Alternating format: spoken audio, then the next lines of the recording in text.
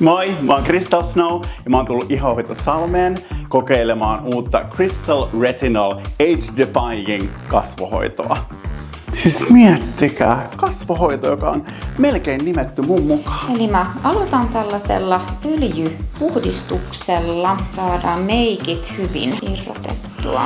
Mullahan ei siis oo meikkiä. Kun mä oon käynyt niin paljon sun kasvohoidossa, niin on silleen on niin hyvä iho, kuten huomaat. Joo. Sitten tulee tää tuplapuhdistuksen toinen vaihe. Tällainen puhdistusgeeli. Ja tällä saadaan sitten irrotettua ihon epäpuhtaudet. Luo, ja sieltä tulee sit mun mustasta sielusta varmaan aika paljon töhnää, että valmistaudu. Tuoksuu hyvälle. Seuraavaksi mä puhdistan tällaisella salisyylihappo kasvovedellä.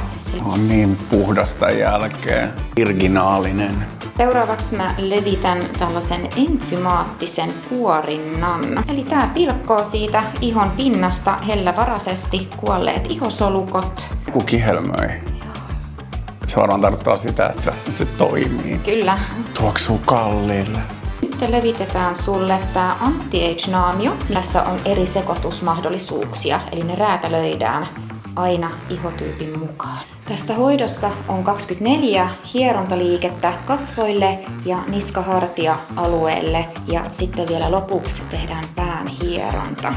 Oh my god, 24 on se ikä, jolta mä näytän tämän jälkeen, kun tää on tehty tää hoito. Lopuksi niin levitän nämä seerumit kasvoille, silmänympäryksille ja sitten vielä hoitovoiteen. Wow!